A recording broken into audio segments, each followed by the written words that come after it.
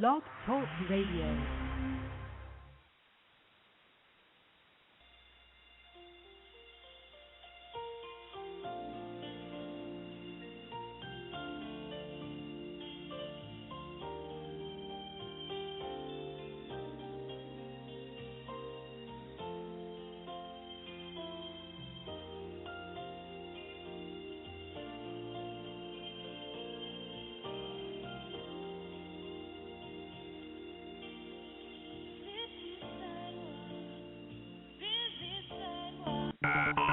Franchise Interviews.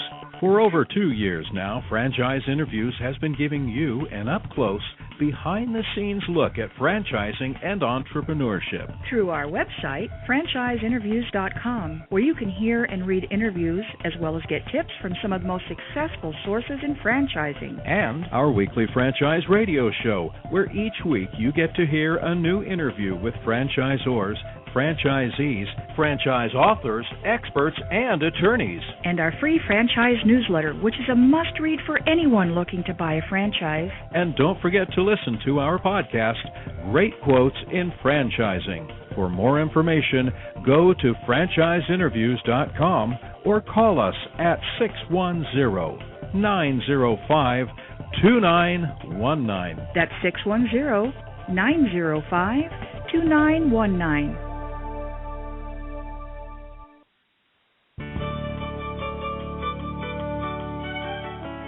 Are you one of those special people who are willing to go after your dreams and goals? Are you ready to fulfill that dream of owning your own business with the security of a proven brand? The opportunity to take control of your future and own a Rita's Italian Ice franchise is within your reach. Rita's is seeking success-oriented individuals who are ready to make a change in their life, and Rita's offers unparalleled training and support to assure your success. And did you know the frozen treat industry is a recession-proof industry, and there are Rita's in 23 states currently with 540 stores open. Rita's Italian Ice has been around for 25 years and is listed as a top-performing franchise by the Wall Street Journal. Now here's the really good part. Rita's Italian Ice is a unique and amazing taste treat. It's smoother than a snow cone, and it combines ice with real fresh fruit. The real fruit adds dramatically to the taste, and it comes in over 40 flavors. The ice and fruit are mixed on site and made fresh daily, and it is delicious. You'll want to know more about this exciting and successful franchise opportunity.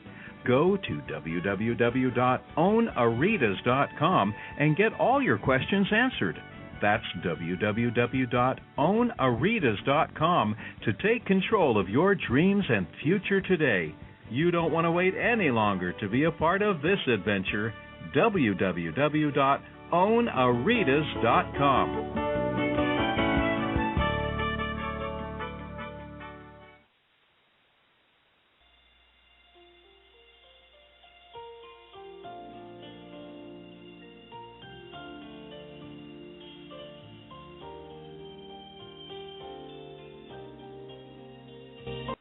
Blog Talk Radio.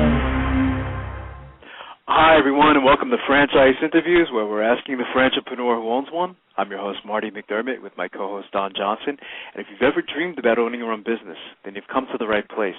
Today we're meeting with Chad Kunkel and Chris DiMarchi, owners to the franchise Fish Window Cleaning.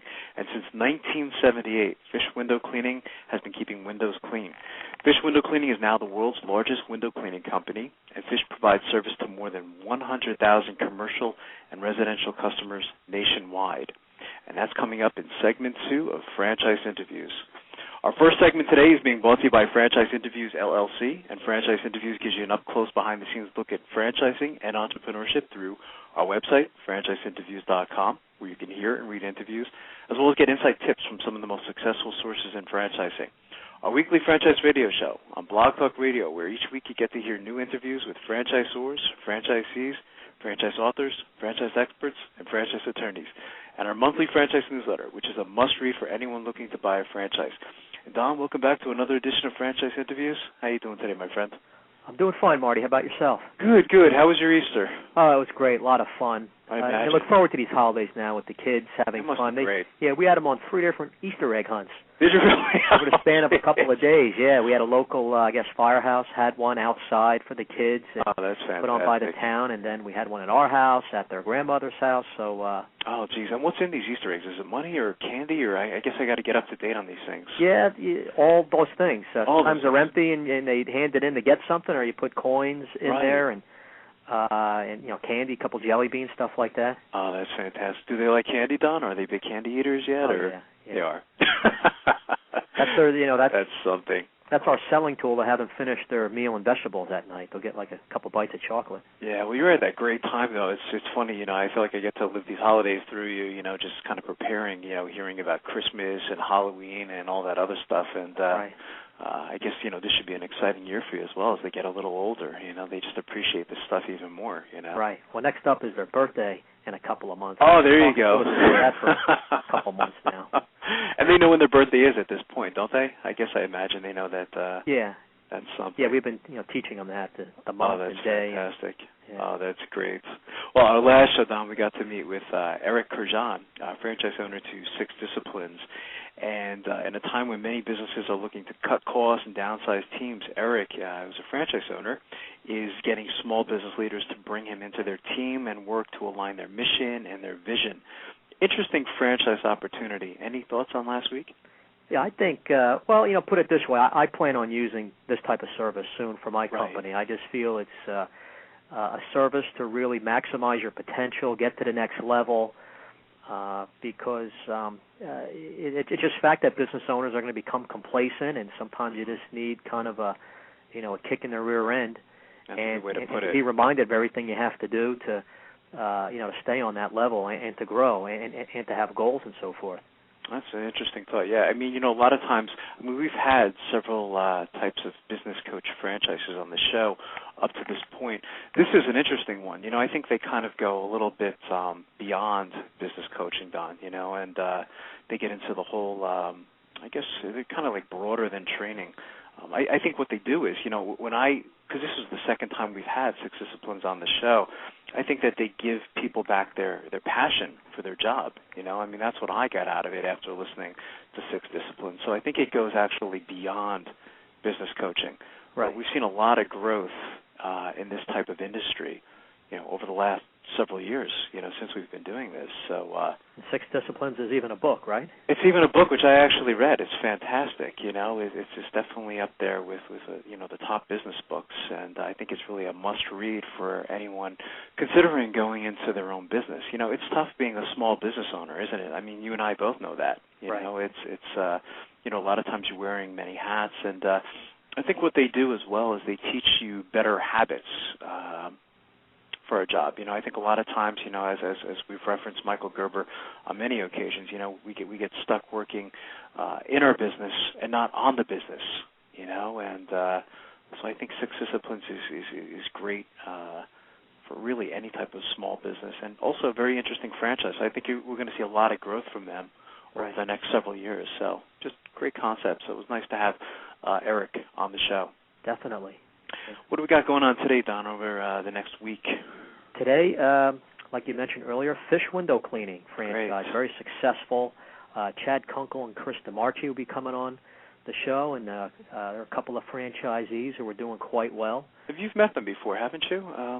Yeah, just recently down at the IFA show in Orlando. Right, that's fantastic. This is an interesting franchise opportunity for us, Don. I don't think we've ever had, you kind of forget after a while, we've been doing the show for almost 2 years now, but I don't think we've had this type of franchise on the show at this point. So I'm really excited to have Chad and Chris on the show today. Hear about everything they went through, definitely. Next week, I'm going to be meeting with my friend Glenn Franson from Massage Heights. Excited about this show. That's great, isn't it? It's it was interesting as I started studying this industry. We kind of always do a little background, information on the franchises we're going to be interviewing, and this is an interesting industry, isn't it?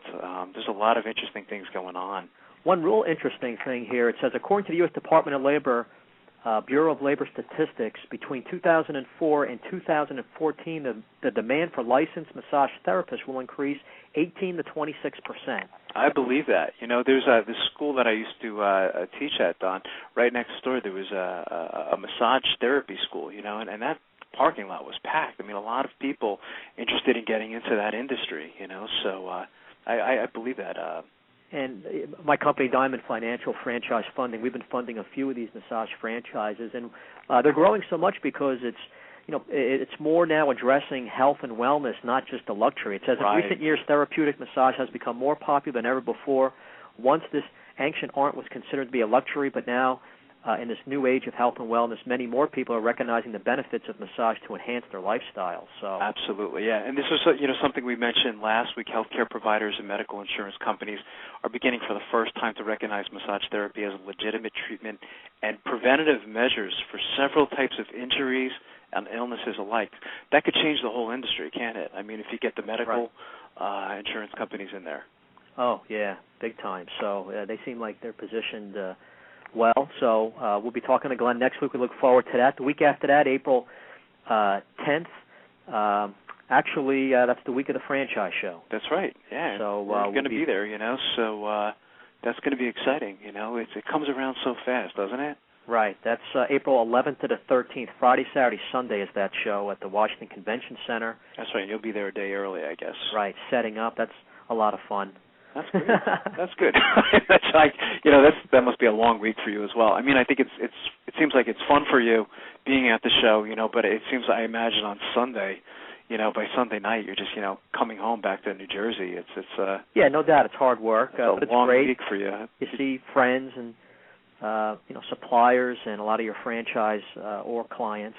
Right. And people wanting information on the show, might as well give it to them now. Sure. It's ifeinfo.com. And again, that's April 11th to the 13th at the Washington Convention Center. It's the 17th Annual International Franchise Expo, one of the biggest shows of the whole year. It is. That's great. I'm looking forward to that. It's fantastic. Also, the Franchise and Business Opportunities Expo has a show coming up, too. That's April 5th and 6th out of Detroit. Those shows are interesting, too, aren't they, Don? They're a little, I guess you want to say, on a smaller scale than the IFE show. Again, the IFE, there's people really coming from all over the world, actually flying into Washington to meet some of these franchise opportunities. I mean, to me, they call it, I think we reference it, the Super Bowl of franchising. And this is it, Yeah, I mean, that's a good point. There are people from all over coming, whereas these other shows, there's still franchisors around the country. It's more regional, but nice, nice solid shows. People interested in this Detroit show, April 5th and 6th, and go to usfranchiseexpos.com. That's right. So that's the story on some shows coming up. That's great. I had this is an article my mom actually sent me last week, Don. I know you're familiar with the retailer Costco. Yes. Which I guess they're big in the Northeast. Right. We shop there, yeah. Oh, do you really? Yeah. There's a magazine. It's called, I don't know if you've ever grabbed it. It's called the Costco Connection. Yeah. And on the front cover, they wrote an article called "The Pursuit of Happiness," with the question, "Is franchising right for you?" And I thought it was a fantastic article. They actually quoted a lot of franchisees, and I just wanted to kind of just read a couple of them. Here's a quote. It says, while by no means risk-free, franchising can offer a shortcut to business success. And that word shortcut, that kind of stood out for me, Don. You remember when we had George Native on the show? And he mentioned that franchising gives you the ability to start on third base. Right. I've never heard that example or that analogy before, but it makes a lot of sense, and it is certainly a shortcut to business success. Again, it's not for everybody, but just a couple things in the article. Here's some quotes. It says, when my job coach first suggested franchising, I laughed at him. I didn't know then that franchising is responsible for nearly one-third of our nation's gross domestic product, and that's by Geraldine Smythe of a franchise we're familiar with. It's called Abracadoodle. So I thought that was an interesting quote. Here's another quote from Michael Maritzin of Fetch Pet Care. It says, starting a business from scratch is so much work. True. I feel like the poster child for successful franchising, but I spent lots of time planning for this. So that's interesting. It sounds like he did his homework. Here is another quote from franchisees. Think things through carefully. Owning your own business is a huge lifestyle change. Even our dogs had to adjust. And this is from Edna and Brent Buxton. It doesn't say what franchise they actually joined. I think it was a fitness franchise. And here's another quote from Fitness Together by Rick Sikorsky. It says, I look for franchisees who are coachable. And that's so important, too, isn't it? You know, is you have to make sure that people are trainable and don't try to reinvent the wheel. I don't want robots or puppets, but I have to work with people who have their egos and their hip pocket and are willing to learn. And that's so important as well, too, you know. And it was interesting. It was actually, they interviewed, you remember Nancy Leonard, franchise attorney. Right. So I just thought it was a great article. Again, it's called The Pursuit of Happiness. I guess you can kind of do a Google search. It's called The Costco Connection. And it was such an informative article on franchising. I think they did a great job. It's too long to kind of read the whole article, but thanks, Mom, for sending that article. That was a good one. You know, we see a lot of these articles, and just very interesting. That is very interesting. Yeah, I know you had some interesting stuff this week as well. Yeah, here's something. I guess keeping it in the family. Just like I got this from my brother-in-law. There you go. Yeah, this was from Business Week, and it says, is it time to buy a franchise? Mm-hmm. When the economy slumps, franchising tends to become more popular. Here's what to know about the industry before buying in. It's by John Tuzzi. It says, Marty, think buying a franchise means you get the benefits of owning a business without the risk of business failure? Think again. Without proper due diligence, franchisees can find themselves stuck in bad business models, chained to unfavorable contracts, or victims of fraud. Although the industry's reputation has improved in recent years, franchising isn't necessarily safer than starting a new business. Now, reading this article, I disagree, with some of this, but it's an article that really goes over offers some nice practical advice. Yeah, I agree with that, Don. It is interesting. Again, you and I, the show is very pro-franchising, but it's good to talk about, the good and the bad as well. I think one of the things I got from that paragraph that you read, is the whole due diligence process as well. I think, you and I emphasize every show, how much work this actually is. If you decide you want to buy a franchise and you decide what franchise you're going to buy in like a week or 2 weeks period of time, that's just not enough time. We've gone as far as comparing this whole thing to a marriage. And it's a lot of homework, and, a lot of the experts we've had on the show over the last year and a half, we'll tell you that. Some even go as far as the woman who wrote the book, the Franchise Times book. I think she said you should call like 60 franchisees within a system, to make sure you're getting a true response, So and I talk to people every day who take up to a year or two before they choose a franchise. I totally agree. So this is a lot of work. This isn't something that you make a decision overnight, and you want to make sure that there's a match. That's interesting. It says economic slumps tend to boost the industry as unemployed workers seek to start businesses with the perceived safety of established systems. Right. The International Franchise Association, the industry's largest trade group, estimates there are about 3,000 franchise systems in the U.S. today. The concepts range well beyond fast food, with franchises in industries as diverse as pet care and tutoring services. In 2005, franchise businesses employed 11 million people, more than 8% of private sector workers, and generated 4.4% of U.S. economic output, according to a report by PricewaterhouseCoopers commissioned by the IFA. Right. John Reynolds, president of the IFA's research arm, expected growth in franchising output and unemployment to continue for the next several years.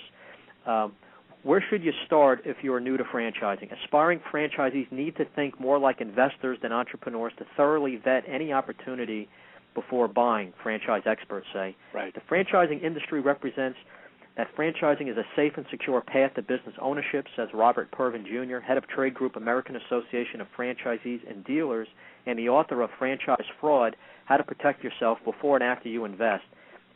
In today's marketplace, franchising is almost never business ownership. It is very often not a safe and secure path. So I guess he's saying, like what we always say, it's not always a definite that you're going to be successful in franchising. You got to make sure you're with the right system, do your diligence, find the right fit for yourself. Sure, find the right location. All these things are very, Right. very important, So yeah, I mean, there's no 100% guarantee that any of this is going to work. There's a lot of different variables involved. When a franchise does fail, Don, you kind of look at it, you say, why did it fail? For the reasons that you simply mentioned, is right. Did you have the right location? Maybe just franchising wasn't for you. Maybe you didn't follow the system, Right. So that's always the first question I think that you and I kind of ask, someone if they're interested in buying a franchise is, do you actually know what franchising is? Because believe it or not, there's lots of people that just don't get it, what it's all about, and so I think that's one of the very first questions is to just understand what franchising actually is. I mean, the next sentence, he explains that buying a franchise means buying a license to operate someone else's business for the period of the contract. Mm-hmm. He goes on to say prospective franchisees should first check whether a system has an independent franchisee association that the company recognizes. These organizations let franchisees share information and negotiating power and legal resources. If the franchisor doesn't recognize an independent association, Pervin says buyers should keep looking. Although state governments and the Federal Trade Commission require franchisors to disclose information about their offerings, franchisors do not have to register with any federal agency the way publicly traded companies must with the Securities and Exchange Commission. Right. You can get disclosure documents from franchisors after you express interest and get initial approval, and that, of course, is the UFOC, now called the FDD. They changed the name on it. That's correct, yeah. And we're actually going to have, I don't even think I mentioned this to you, towards the end of, I think it's April, Nancy Leonard is going to come back on the show, and she's going to talk about some of these changes going on with the UFOC, now called the FDD. Right. So it just sounds like the biggest change is there's more information with the FDD compared to the UFOC, I guess. We'll have to talk to Nancy more about that. Right. But, a few more interesting sentences in this article. Disclosure documents also must contain information on other franchisees, including those who have left the system. Talking to these franchisees is an essential part of due diligence, says Tom Pittigoff, a franchise attorney in White Plains, New York. If you talk to nobody else, talk to the ones who left the system and find out why. It's a very good point. Sure, yeah. And once again, you're going to have to do your due diligence there. You're going to have to sometimes track these people down, and that's going to take a lot of work as well. So, this is all, everything we've mentioned, up to this point. I mean, it's all a lot of work. It's very, very serious. And people who left the system, it can simply be something like retirement, so it's good to do your homework. Could be a lot of reasons why, too, Don. A lot of people don't ask. They just assume that, it didn't work, and why didn't it work? Well, it could have been a lot of things. Well, maybe the person got sick. Who knows? You know, I mean, it could have been a death. I mean, you just don't know these things. So this is where, research certainly comes in handy. So it's kind of a more harsh article, I guess, we've read on the show on franchising. But I think it's good to, look at both sides of the coin, and kind of address these different things. But next section says, look at the bottom line. You should also make sure that the company you're buying into is financially strong and able to sustain its growth. The franchisor's financial statements must be in the offering documents, and Pittigoff says you should get an accountant to review them. We're always very pro services, hiring professionals. Choosing an established franchise like McDonald's can reduce your risk, though it will cost more than an unproven one. But don't mistake a brand name for a sound investment. Prominent brands falter, sometimes because they expand too quickly. So that's all part of the due diligence. You should hire a lawyer who specializes in franchising to help you steer clear of a bad investment or a harmful contract, according to Les Stewart, franchise consultant and industry watchdog who once lost his personal savings on a failed lawn care franchise. Interesting. That is interesting. Aspiring franchisees should expect to take 6 months to vet the opportunity and to spend 5 to 10% of their investment on legal fees, Stewart says. If you're not, then you're unnecessarily gambling. I totally agree with that. Absolutely. I think it's so important to not just hire an attorney, but a franchise attorney. And even when you're talking about an accountant, I guess you don't have to be a franchise accountant, but somebody who knows how to explain the financial information. I think that is so important. And the article just finishes up just saying get things in writing. If promises are made, just make sure it's in writing for protection, and that's where an attorney comes in too. Absolutely. And an attorney is a must, Sounds like this gentleman listens to our show, who wrote the article. But that's good. Okay. Well, anyway, we got a great show today, Don. We're meeting with Chad Kunkel and Chris DeMarchi, owners to the franchise Fish Window Cleaning. And since 1978, they've been around a while, Fish Window Cleaning has made keeping these windows clean. Fish Window Cleaning is now the world's largest window cleaning company. I was unaware of that. And will always treat every customer as though they're their only customer. I like that business philosophy. I think that's very important. And Fish provides service to more than 100,000 commercial and residential customers nationwide. So we're happy to welcome Chad and Chris to the show today. Hey, Chad and Chris, good morning. How you guys doing today? Good morning. Good. Doing good. How are you? Good, thanks. Chad and Chris, joining us is my co-host, Don Johnson, and Don has actually had the pleasure of meeting both you guys. I think it was in California, wasn't it, Don? Yeah. Hey, guys. Appreciate you coming on the show. It was kind of tough leaving Orlando, that nice 70-degree and sunny weather. That was pretty nice, huh, for a few days? Oh, yeah. Well, we had to go back to sunny Southern California. Oh, there you go. That's a tough life, huh? Yeah. Oh, geez. Well, it sounds like you guys answered my first question. I was going to ask, where are you guys calling from today? Anaheim, California. Ah, nice. Very nice. And Chad and Chris, I guess, it could be in either order. What were you guys doing before coming together and joining Fish Window Cleaning franchise opportunity? We actually both worked for the same company. So, you did? Oh, interesting. We both worked for Enterprise Rent-A-Car. Oh, okay. And we were in management and sales with them. Oh, wow. And I don't know if you guys know much about that company, but very good company for learning about business, learning how to run an operation. And so we learned a lot working for them that we were able to apply here. That's interesting. So just coincidence? Them being a franchise, you wanted to go into franchising, or just so happens Fish was a franchise too? No, Enterprise Rent-A-Car is not a franchise. Yeah. Okay. No, they're independently owned, privately held. Right. But yeah, we both worked for them, and even though Chad and I never worked together at Enterprise, right, we knew of each other, and we knew that both had good numbers, good sales, go-getters, and so that's what kind of brought us together. Right. Was the fact that we both had the same goals. Right. And we just figured, it was a good time to apply our skills and put money in our own pockets. Yeah. That's one thing about Enterprise is when you're in management, you know all the numbers. I mean, you're seeing how much each branch location is making in profit for the company in each region, and you see all those numbers month after month, and you're like, man, I wish I was doing this for myself. I can only imagine. Yeah, they are an excellent company. I've had a friend who actually worked for them, and he spoke very highly of the training program at Enterprise. And I just returned my car to Enterprise a couple of days ago. I rent the car from them. People ask us quite a bit because we're fairly young as far as franchise owners. We're 36 and Chad's 32. Right. And people often ask us, do you wish you started this, when you were 22? Right. And the simple fact is, the answer is no, because, I think it takes a little bit of level of maturity to run a business, a little bit of managing stress, obviously, and what Enterprise taught us on how to run a business was pretty invaluable on what we apply to Fish Window Cleaning. That's interesting. Yeah. We wish we had those years under our belt in the business, but at the same time, we know we wouldn't be as effective as we are.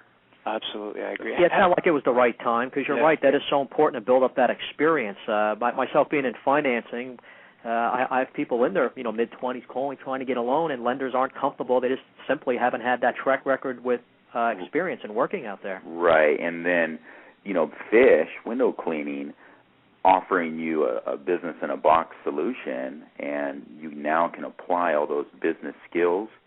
It just makes the two come together very nicely, and it's hard to fail. So it's interesting that you chose a partnership. A lot of times people don't want to go that route, but you probably had a game plan. I know with partnerships you can just grow the company much bigger and quicker. You can, and Chad said it a couple months ago when we were talking. We have to treat the partnership like a marriage. Because if you treat it any other way, if you don't have the same goals, if you don't have long-term goals, it's just not going to work. And we have a lot of partnerships call us and say, how are you doing it, and the simple thing is we, you have to work at it, but you keep the same goals in mind. That's interesting. Because partnerships fail, and, that was obviously a concern of ours when we first, paired up, like, hey, are we going to be able to do this together? Right. And, knock on wood, it's been awesome, and I think we've gotten through the tough times. I think, we have the same goals and the same ideas and the same outlooks and the same philosophy on servicing customers, collecting ARs, dealing with people, so it really makes it easy.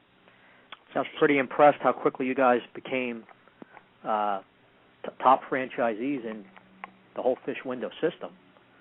I guess it was this organization and you guys knowing right from the start what your goals were and everything. I guess helped of course lead. Yeah, to that. and we from the beginning we've had a pretty clear goals laid out, and our individual job descriptions within the company have been pretty clearly defined, and we're both doing what we're supposed to be doing, and when we started the business, we didn't leave ourselves kind of an out. We weren't kind of moonlighting at our old jobs or kind of keeping consulting deals or, kind of hedging our bets. We jumped in both feet, head first and said, we got to make this happen, and we got to make it happen quick because we have families to provide for.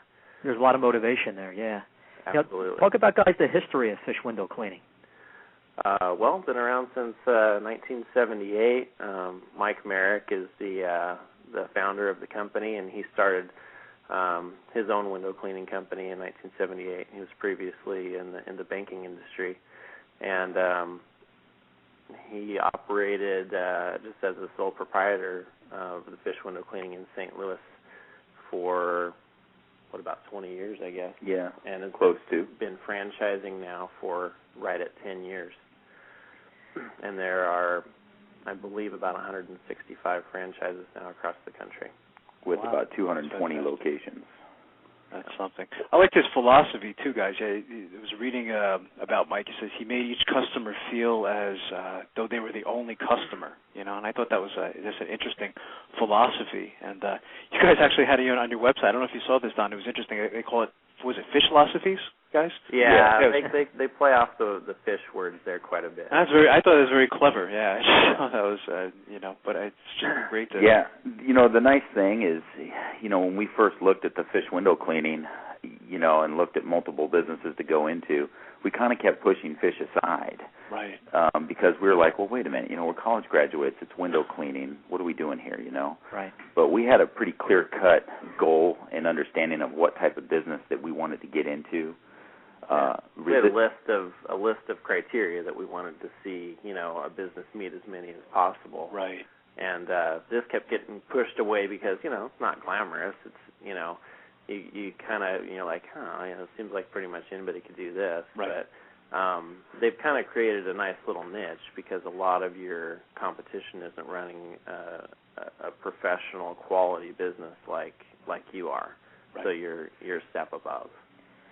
And really no business is simple, but it just seems like it's for the most part, kind of a simple business when you think about it, with so much emphasis on service, of course, being the big thing. But I guess that was another big reason why you chose it, the simpleness of. Exactly. Yeah. One of our criteria was a simple idea. Another one was residual income. You make the sale one time, and you can get multiple services on it. Right. That was big for us. And then you cold call a sub shop, and they go with you once a month, and then they end up opening another location a year later, and you get that location. It just kind of grows on itself. The residual income, the simple idea, no nights and weekends. Right. That's very attractive, yeah. We wanted something also that wasn't, is not a medical practice where the business is dependent on the doctor, Right. Something that's not dependent on our specific skills to go on, something that we could, if we wanted to, down the road, step away from and have somebody run and, be able to train somebody to operate it efficiently and properly. So it just met, and something that technology and the internet couldn't wipe out. That was big for us. Yeah. Right. Absolutely. And you don't want to sink your life savings into a business, and then something develops on the internet where nobody needs it anymore. Like a travel agent maybe, or something like that. Technology changes so quickly. It's sometimes it's a little bit difficult to keep up. So it seems like, guys, Fish Window met a lot of your personal criteria you're looking for in a franchise and business startup. But what was it that impressed you about Fish Window and their system? When we went to our discovery day with Fish, that was very impressive to me, because the Fish family is truly that. Like, they're bringing you into their family, and they care about you and what you're trying to do, and they will go leaps and bounds above and beyond to make sure that your business succeeds. Right. I mean, Mike personally, gets upset and angry when franchises, are not following the plan and doing well, because it's all laid out there for you to just go grab it. Just don't make excuses and go get it. Right. That's interesting. It sounds like your annual meetings too, guys. I was reading somewhere that it sounds like it's more like a family reunion. So you can say, It is. They're fantastic. It is great. I mean, with 165 franchises, we don't intimately know every franchisee, but it's great. We look forward to seeing. Oh man, we're going to see the Pierces. We're going to see Randy Cross. We're going to see. We know all these franchises that over the last 5 years we've developed good friendships with, and there's a camaraderie and a kind of a family feeling there, because everyone's in the same boat. That's fantastic. Trying to build the brand together and make brand recognition and make the, because the better our brand. Obviously, we want each of our individual businesses to be as good as possible, but we kind of all feel like we're building the brand together and building name recognition across the country, so that our business is more powerful. That's interesting. That's a great atmosphere to have something like that. Family atmosphere. Everyone's in it together. You're growing the company. Because what's the, I guess we'll talk about this soon, but just the potential of Fish itself on how many additional franchisees can have around the country for this type of service. Because this is something people simply don't want to do. Right. Exactly. And when we were, when we got into it, we were the third franchise in California. Yeah. And now I think they just signed number 25. So that didn't worry you. I mean, that was a little bit of a risk right there. Only a couple other in California. I guess you saw other franchisees in other states successful. That didn't worry you as much? No, I mean the prospect of opening a window cleaning business in Orange County, California, it was very exciting to us. I mean, if you're going to open a business that services other businesses and homes that are a little bit, a lot of the businesses are higher line businesses. They want to keep their stores looking nice, have a good reputation with the customers, and homes out here. You have your good and bad areas, but there's a lot of beautiful homes out here, and homes that are 2- and 3-story that people just can't do on their own, even if they wanted to, because of the size and stuff. So the territory that we purchased, we also felt really fit the mold of having a successful business out here. So wow. It is interesting. I was just thinking, guys, as you guys were talking, it's like we have a skylight in our home, and there's a spot on it I still have not yet cleaned because I just can't get to it, So it's just... Well, Marty, did you hear their territory is Southern California? There you go. We have fish people all over. Absolutely. You think of the market potential, though, and it's really incredible, Well, and that's just, that's it. That spot, it's, you could call us out and we can come clean it. And the thing is the windows get dirty again a month later, a quarter later. Right. It really is very exciting. And the backgrounds, too, Chad and Chris, it sounds like, from the other franchisees that you guys get to meet, I've reading that some of them are assistant professors and stockbrokers. One was a vice president of marketing for Cracker Barrel. I mean, these are people with very diverse backgrounds. It's not somebody who just wanted to get into window cleaning. Yeah, no, exactly. I mean, the amount of people that had any kind of experience in the industry of window cleaning, I don't know that there's any. I mean, a lot of these people, they're just coming from, like for us, we were just tired of the grind, working 60, 65 hours a week, not being able to spend time with family. Chris, he had a daughter that he never got to see, and I had already told my wife that if I'm working this much, I don't want to have kids. Sure. And now I have 3. And that was very common at Enterprise. I know from, my friend working for the company, you guys put some heavy hours into that company, Heavy hours. And that's what I understand, the weekends and so it's tough to have a family life working for Enterprise, which is why I think they hire a lot younger people. Mm-hmm. I notice anyway. Right. And, the dream is, you move up in the company, and I was a district manager overseeing several offices, and I was still putting in the same hours. I imagine. And it was like, come on, I was leaving before my daughter got up, and I was getting home when she was going to bed. Exactly. And that wasn't what I visualized as being a parent was all about. Sure, absolutely. So that was a big reason for, okay, where can we apply our talents elsewhere? That's one of the big things, with us. We feel like we have a successful business. We're continuing to grow. But our quality of life, whether or not we're making more money, which we are, our quality of life is far and above, what we could have had working, for Enterprise or most other companies for that matter. That's great. And I think that's why the founders, Mike, started the company as well, too, right? I guess his background was in banking, and he just saw this niche in the market, and I guess his life changed significantly after getting into this whole thing, so. Well, you guys did it correctly. It was all very well thought out. Right. Thinking of things like, hey, I would like to just work during the week and have the weekends off, and I'd have to work into the nighttime, because you're right, in the corporate world, coming out of college, I was in the hotel industry. I was working all the time. It was crazy. You start thinking about down the line, what I want to be doing 20 years from now, and usually the American dream is kind of controlling your own destiny, and that's what you guys are doing. Right. Working in the hotel industry, you were probably working nights and weekends and everything else. Where birthdays, holidays, it was our first 2 years, we pretty much got in the office about 6:30 in the morning. We were out by 9, and we were out cold calling, street bidding every day for roughly 3 to 4 hours a day. Right.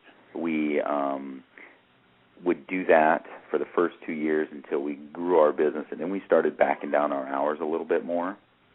And now our schedule is 6:30 in the morning till roughly we start heading home around 2 o'clock in the afternoon. That's fantastic. See, and this is exactly why I wanted to have you guys on the show when I met you down in Orlando for people listening. Right. Because Marty and I are always talking about investing in a franchise. You got to do your homework, but it's hard work. Oh, and you got to put in the time, and you have to. Yeah. You have to, and then the rewards come later, because now it's 5 years later, and we work Monday through Thursday till 2 o'clock, and then Fridays we come in till about 8:30, 9 o'clock in the morning. We just come in for a couple hours just to make sure next week's all lined up, and then we're done. We go home. We're off. Anybody can do it. You just have to have the passion. You got to work hard, follow the system, and now look at the position you guys are in. Right. And that's you said it as simple as it is. You follow the system that they put in place as a franchise, and the rewards will come later. But you have to bear down. You can't make any excuses early on. Right. Put your back against the wall and make it happen. Absolutely. And then just a quick question. I'm interested. How did you hear about Fish Window? Marty and I would be down at the International Franchise Show in D.C. and with the internet and magazines and everything on how to investigate a franchise. How did you guys find out about Fish? Originally, it was through looking on the internet, finding FranChoice. Right. And FranChoice gave us some recommendations, and we looked at hundreds of different businesses, whether it was a franchise or buying an existing or starting our own or anything else. And when FranChoice bought Fish to us, it sat there for a couple months on the side of the desk. Right, kept going back to it. FranChoice, one of the leading franchise consulting companies. We're very high on people utilizing franchise consultants. It seems like that worked for you guys. Well, they pretty much break down what kind of person you are, what kind of activities you're interested in.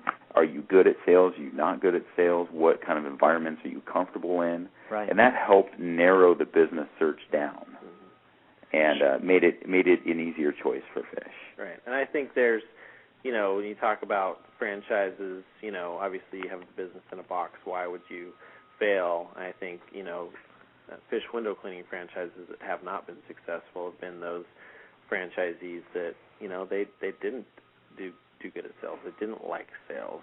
They didn't like some important aspects of the business that would make them successful. And I think you have to match yourself up with a business. That kind of person, maybe they'd be great at running a McDonald's, because all you do is open your doors, and then you take care of the customer. Well, we have to go get our customers. They don't come to us.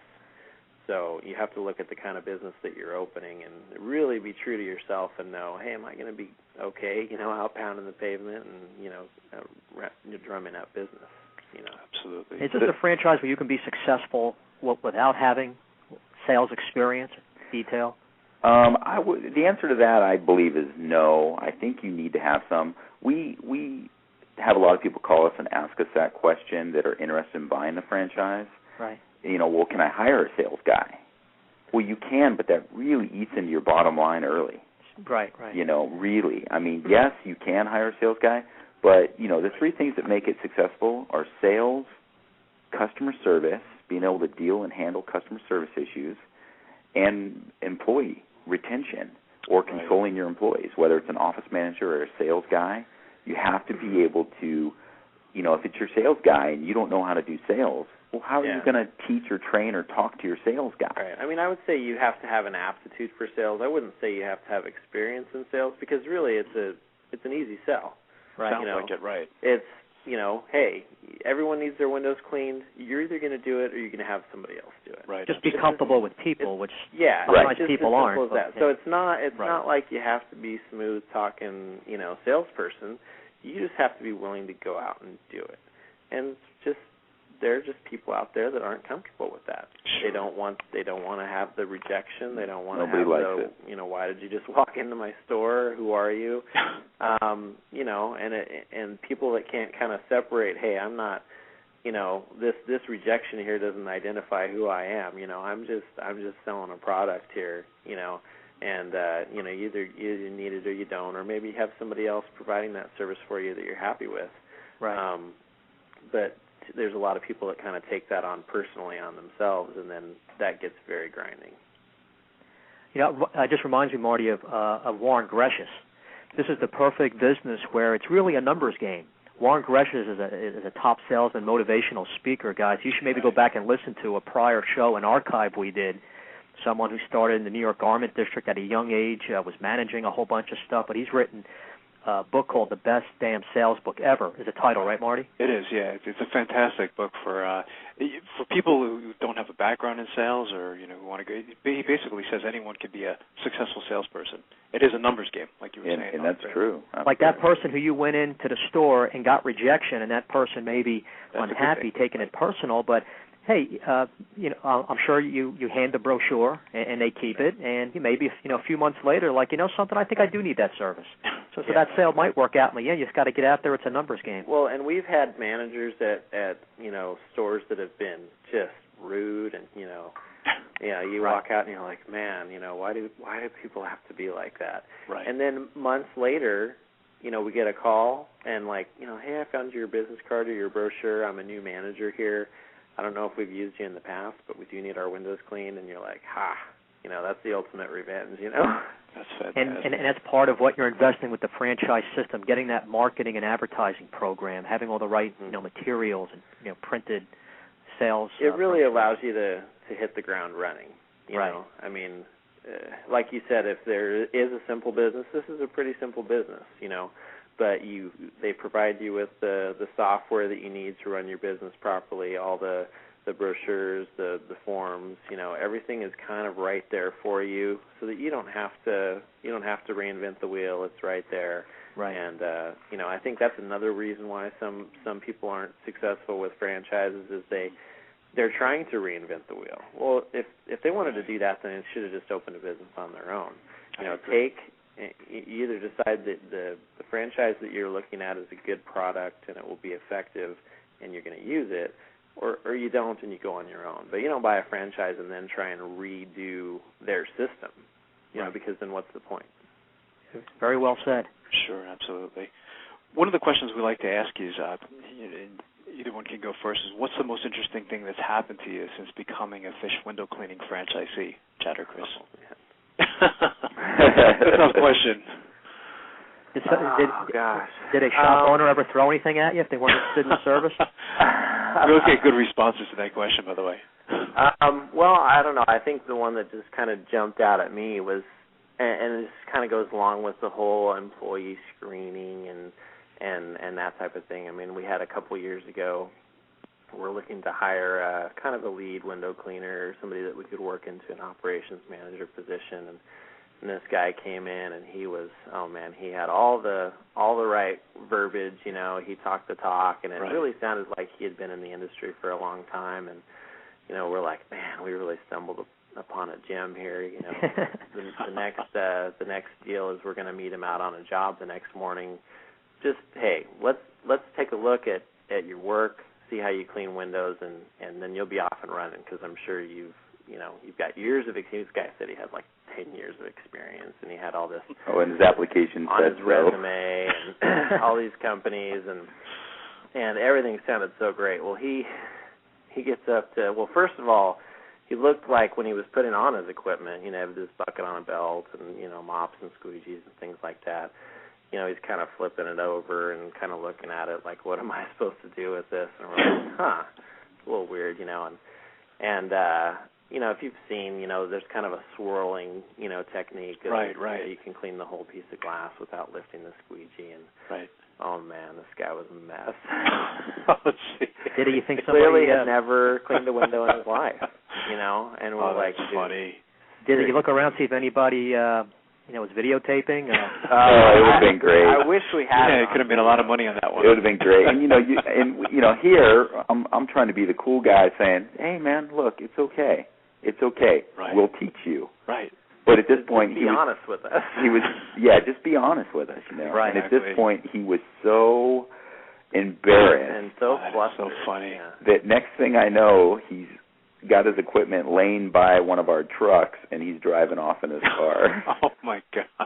That's we kind of went around the corner, came back, and he was gone. Oh, never to so be funny. heard or seen from again. So. You didn't think of getting your franchise fees back after that, did you? Yeah, we've had some crazy stuff. That's definitely great. a good moment, though. Yeah, great. And how's training, guys? Talk about that a little bit for new franchisees.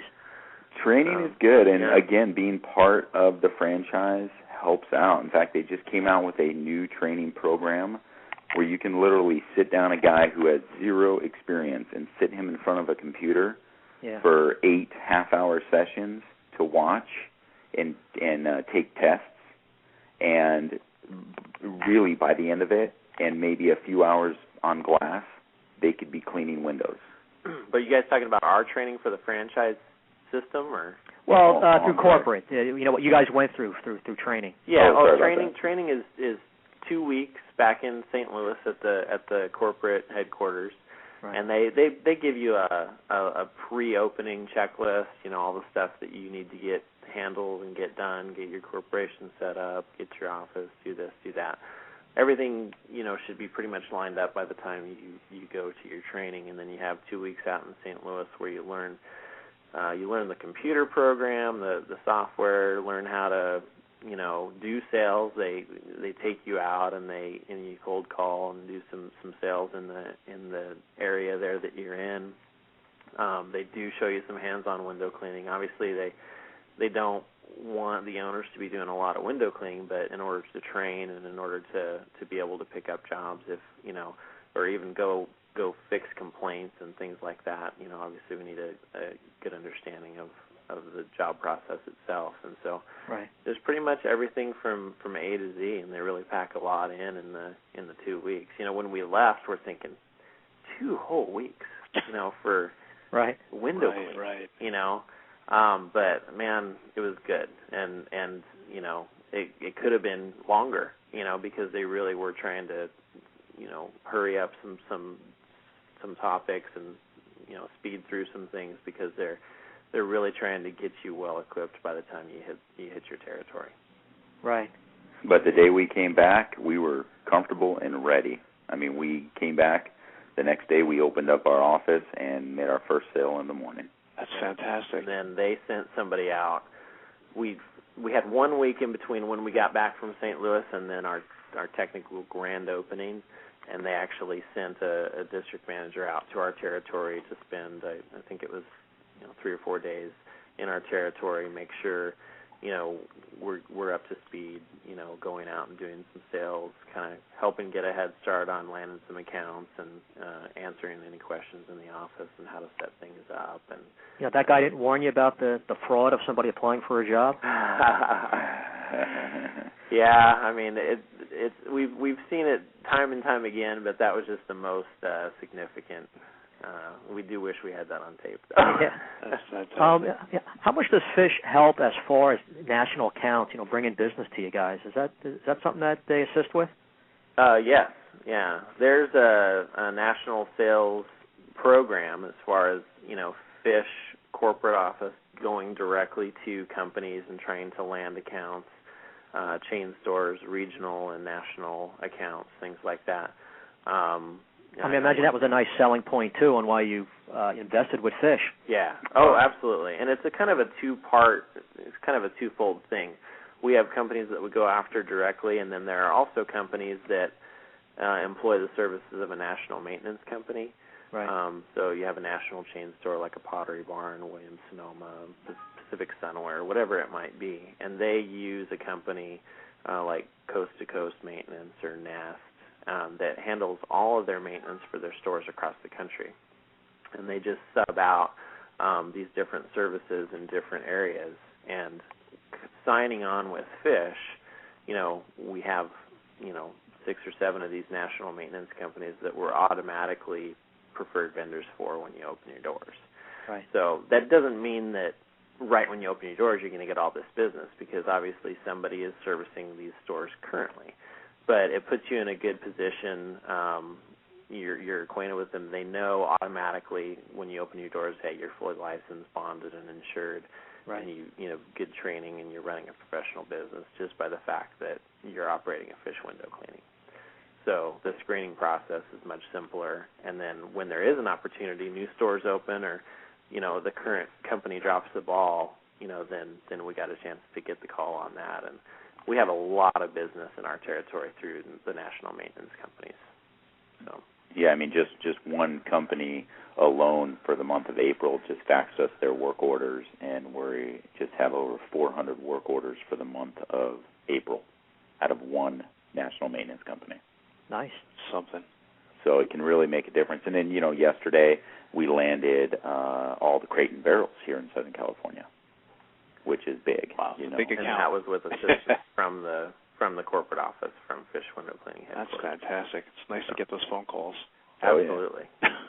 Yeah, it is. Just a quick question about insurance. I imagine, this is not, workers always being on the ground floor when they have to go up. Is that a pretty big expense, insurance, being that sometimes your workers have to climb ladders and steps and everything? That's definitely a factor.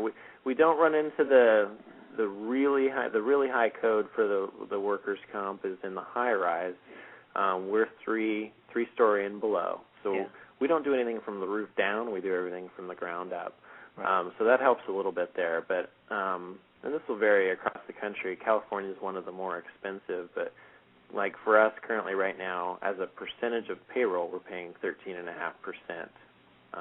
for workers' comp. Okay.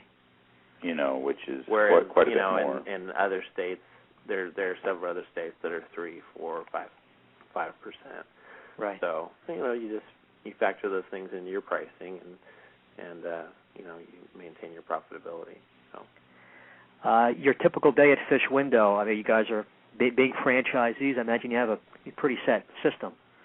Yeah, if anything, we definitely are very structured and organized, more so than most, but that's part of our success. Yeah. We come in the mornings between 6 and 6:30. Our guys start arriving between 6:30 and 7, and basically I start the check-in process. So the guys hand me their work from the previous day. Yeah. I check them all in on our on the Fish system, on the computer system, and Chad hands out routes. So, here you go, Tom. You're going to be in Newport Beach today. See you later.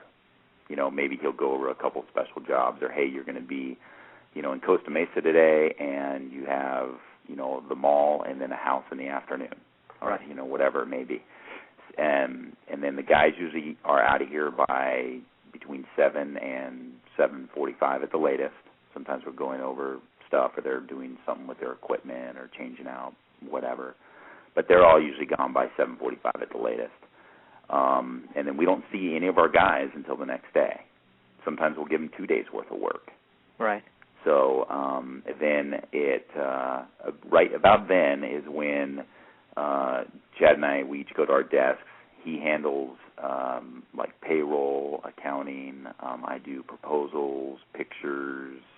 We each kind of have our separate duties that we do together, and then we kind of each have like he does QuickBooks. I don't touch QuickBooks unless he's on vacation.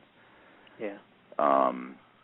So we each kind of have our own niche that we do, and then we work together on other stuff like, okay, are you done with your stuff? Hey, can you enter these 2 jobs or whatever? We'll work on a proposal pricing on a big job together. Right. That kind of thing. Our typical day, though, starts with we trade off once a week. I pick him up and we carpool in together, and then the other week he picks me up and we carpool in together. We spend every day together. Man, these partners are better than us, Marty. Yeah, they are. I'm jealous of your partnership there. We drive have in a lot of time carpooling together. Yeah. So that's and when we're in the car, we're talking business usually, or talking about proposals or things like that. And then we try to get out of here by about 10 to 10:30 in the morning, and then we go out, usually do a few estimates. Yeah. And then we always eat a nice lunch together. We always sit down at like a Red Robin or a place like that. Right. We always eat lunch together. We usually talk business or sports or what was on TV the night before. And that's what you need in a successful partnership, that communication. So you got to keep it going. Right. Yeah, I think that's been a big thing. Is you say, well, God, how can you spend that much time with you're spending so much time together, and we are, and sometimes it's like, especially when we come back from like a convention or something, it's like, dude, I've seen you every day all day for the past like 14 days, and you're great. Oh, that's funny. So you go through those times where you're like, man, I just need some alone time or whatever. But having, being together, being able to talk through anything that's going on, in the day, and really helps you to be on the same page. You have time to talk through any disagreements that you might have, or how you might handle a proposal or an estimate or a problem on a job. You get on the same page, and then when it's time to deal with that issue, you're both on the same page, and there's no stepping on toes and that type of thing. So business, you can never be satisfied. You can never just reach a comfort level, and there's always room for improvement and doing bigger and better things and growth. So I'm sure that's what you're talking about a lot. When we first started, we had a laptop with a wireless internet connection, and if he was driving, the office phones were forwarded to my cell phone, and I had the laptop on my lap. I'm entering jobs. I'm mapping us to the next cold call location we're going to. We had cleaning equipment in the back. We were doing it all, And when I was driving, he was doing everything because we wanted a live voice, getting someone calling, getting a live voice. And since then we've grown into 2 office staff, 2 sales guys, Chad and I, and 10 window cleaners. Wow. It's fantastic. Nice. Great story, yeah. Chad and Chris, we have about 30 seconds. What's the best way for someone to get more information on your services, your franchise, or franchise information on Fish Window? Well, the fishwindowcleaning.com is the website for the franchise itself. That's a great website, by the way, too. Yeah, very nice. There's information there on how to find your local fish window cleaning office as far as service, and there's also information there if you're interested in purchasing a franchise territory. Okay, good. And you guys want to give out your number too as well? 714-632-7510. And I want to thank you guys again. You guys have been fantastic. I think this was one of my favorite interviews, huh, Don? We've had a lot of big, names on the show, so you guys are fantastic. And awesome. You guys got a great program running. We're excited to be invited on it. Thanks, guys. Thank you so much. And we're going to have you back in another 6 months or so and just watch you guys continue to grow. Let us know anytime. Thanks, Chad and Chris. Great job. Great job. Great show, huh, Don? Yeah. I mean, just again, this was one of my favorite shows. I mean, having two franchisees and right. I mean, just getting into the whole partnership thing, and they really understand what franchising is all about. Yeah, that's why when I met him down in Orlando, I was just very impressed. I knew it would be an interesting show because it's just interesting seeing how people go about choosing the franchise, their due diligence, starting out, going through training, and look at the nice team they make and how their business is growing, and they're following the system. They had the right attitude and the passion and the work ethic to go out and make this work. And now, what is this, their 5th year, I think they were saying? I think it is, yeah. I mean, it's just, and I think they definitely chose the right franchise, didn't they? I mean, it just seems like a perfect match for them, doesn't it? They went through the franchise consulting company where that makes them think about all these questions you might not think of if you're just looking for a franchise investment on your own. Exactly. I mean, look at it's the quality of life that they have now, and I think, right. Family is important to, both of these gentlemen, so and it sounds like they have a great time, working together as well, right. which is just so important, So I just thought it was a fantastic show. This was definitely one of my favorites. We've been doing the show now. God, this is probably like our 70th right. show up to this point, yeah. So it's just really Same a here. great Hard work. show. We're going to continue doing well. Absolutely. These guys are going to be very successful, so we'll have to, keep a close eye on them and watch their success and have them back in another 6 months, Right. Definitely. But great show, Don. And again, next week we have, who's up next week? Glenn Franson, Massage Heights. That's right. That should be another interesting show, So, and go to franchiseinterviews.com, subscribe to our newsletter if you're listening for the first time. And what else, Don? What are the websites? Well, there's gofranchise.com. There you go. It's a great website. Get pre-qualified for financing, learn your loan potential. You can go to franchisefunding.net. Another great one. So great job, Don, and I'll see you next week. Take care, Marty. Take care, Don. Bye-bye.